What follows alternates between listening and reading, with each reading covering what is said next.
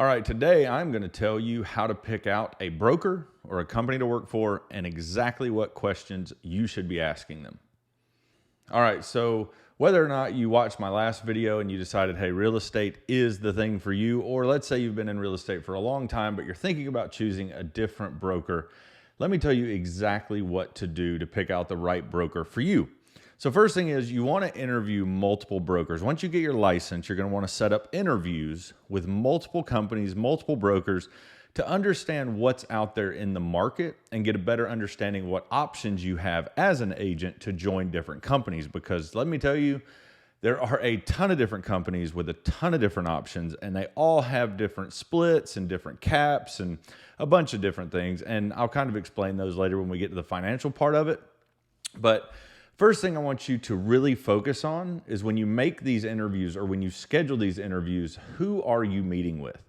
Are you meeting with the broker or are you meeting with a recruiter?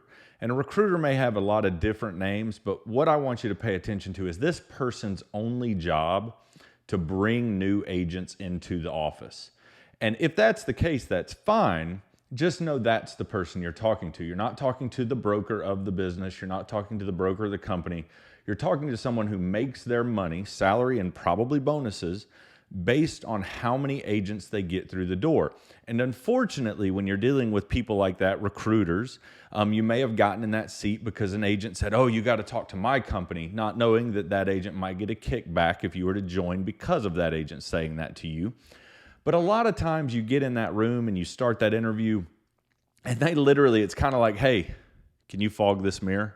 If you can fog this mirror, welcome to the company.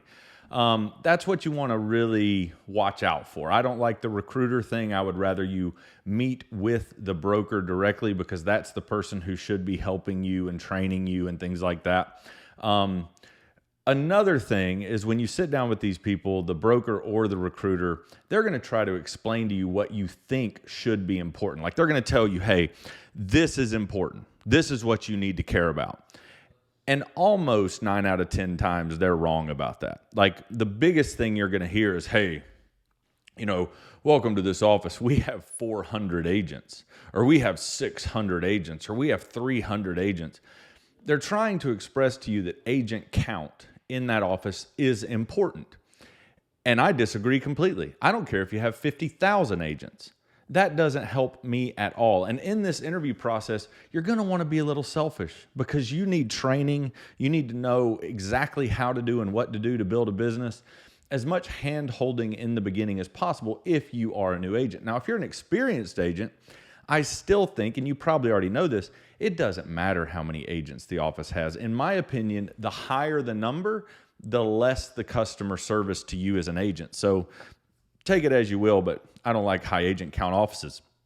Now, in that, you need to pay attention to the fact that when they're pushing this high agent count number, I'm going to give you the Achilles heel of that person. And this is the most important question you're going to ask a broker. When they say, oh, I have 400 agents in this office, because they try to make you think like, oh, 400 other people thought this was a good idea. You should think it's a good idea. It's not. But when they say, I have 400 agents, this is what I want you to say. All right, you ready? How many transactions did your office close last year? Now, the reason you're asking this is because you want to do a little bit of division with your phone, and you can whip your phone out right there. If they say, hey, we had 400, I'm going to grab my phone, watch. We have 400 agents, and we did 4,000 let's say 3,000 transactions last year. So I'm going to do 3,000 transactions divided by your 400 agents. That means your average agent does 7.5 transactions per year. Now this number, that number right there, the average number of transactions per agent is the number they do not want you to know. Because realistically, it's like this. Oh, you did 1,300 transactions last year and you have 400 agents. Your average agent's doing 3.25 transactions. And I want you to know that number because you are going to be the average agent in your first year. So if you're joining an office where the average agent does 2 deals or 3 deals or 4 deals a year, just get ready to do 2 deals, 3 deals, or 4 deals a year. And if they argue with you about that, and they're going to politely do so, oh, that's not important. That's not important. You're going to do way better than that. Oh, you know so many more people. Oh, the average agent doesn't sell full time. What they are really saying to you without saying it to you is, as a broker, I'm perfectly fine with having 400 agents and the majority of them only doing 2 or 3 deals a year. That's sad. Like, you don't want to join that office. When you hear that that average is so low, just say thank you and be gone. And that's why you want to interview multiples, because to me, the most important thing is being the average in a market center or an office where the average is high. Like, why would you join an office where the average agent sells 2 homes a year? And then, oh, you double the average and you do 4? That's not okay. So in my opinion, right out of the gate, that's the information you want, because they're going to be pushing agent count. They're going to be saying, we have 400 agents. Oh my God, 400 other people. We have this amazing culture. We have all this training. We have da-da-da-da-da-da. None of that matters. How many agents do you have? How many transactions did you do last year? There's your average transactions per agent, because they're going to push in front of you their top agents, like their top 10, their top 15 agents. Those agents might be doing 80 deals a year, 100 deals a year, 200 deals a year. That's not it. You want to pay attention to what is an acceptable average for that broker or for that office. Because if they are okay with those agents doing 2 to 3 deals, they're okay with you doing 2 to 3 deals. All right? So the next thing I want you to focus on is location. Make sure that this office is close enough where you can get to it a good bit. If you're one of those agents that gets into real estate and you never go to the office, you probably won't succeed. You are, as everybody says, you're the average of your 5 closest friends. Same thing in real estate. If you go to the office and you become friends and you're around top producing agents and you're around high producing agents, you will become a top producing agent. But if you just stay at home because, like I said in the first video, you just wanted more free time for yourself, it's not going to work out well for you. So make sure the location is close enough where you're okay traveling to that office, because I want you to be there a good bit. Next is training. Every office has training or should have training. They're going to push training down your throat. That's one of those things. Hey, it is so important to be in every single class. I've got a full calendar. There's 3 classes a day, yada, yada, yada. A lot of these brokerages and a lot of these real estate offices, they want to train you how to do everything but sell real estate. Like, they want to make sure you master the contracts. They want to make sure that you know exactly how to hold an open house. They want to do this and they want to do that. None of them actually teach you, in my experience, how to go out and get business. Because until you get business, the contracts don't matter, the MLS, nothing matters until you have an actual buyer. So when you talk to them about training, when you say, hey, what's your training look like? Focus on the fact is this training showing me exactly how to get business? Now, if a broker were to come back with that, they'd say, oh yeah, we have tons of training, but you're new. You need to join our productivity program or our coaching program. And then they're going to put you in a little coaching program where you pay, I don't know, 20%, 30% to a coach. In the same exact instance, ask them, what's the average production of an agent who's been in that coaching program for at least 1 year?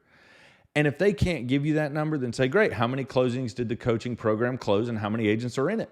You can do your own averages, but it's all about the numbers. This is not a wild and crazy business. This is just a math problem. You got to figure out your averages because you're going to be that average. So just know that going in. Next is the culture. You want to make sure when you do your walk around the office, because the broker should take you around and show you the office and introduce you to people, spend some extra time there talking to people either before or after the meeting to understand the culture in the office, because this is a place you're going to be a lot. And if the mindset is wrong, it's going to literally destroy your entire business. So do your due diligence. Talk to the recruiter or talk to the broker. Make sure you understand what their acceptable average is of a producing agent. Know that you're probably going to fall in that average. Hopefully you do double or triple that. But if their average is 3 and you're doing double, you're still only doing 6 deals. So just do the math. It's not hard. I want you to succeed. I want you to do well. And picking the right broker is extremely important to that success. I cannot say that enough.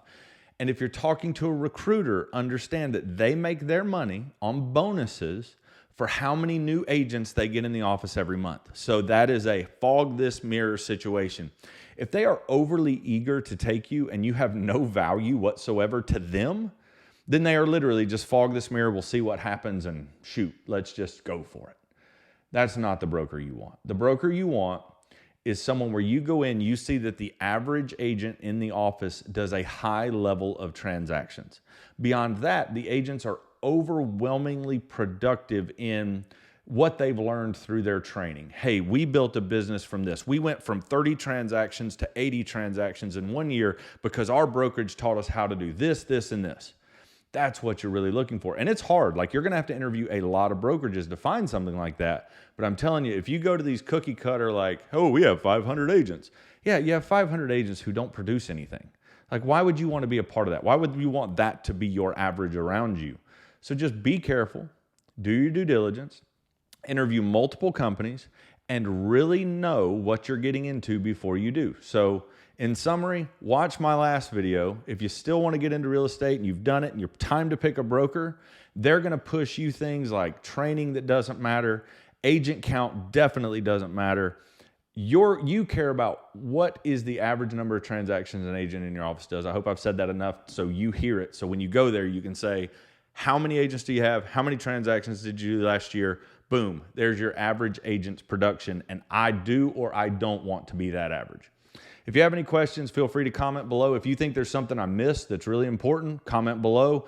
The financial piece, again, I'll cover in a different video, but it's not that important. As long as they are helping you become a better agent and more productive, it's not that important. But I will make another video about it. So again, comment below if you have any questions. Subscribe if you would like to see more of these videos, and y'all have a wonderful day. Thank you.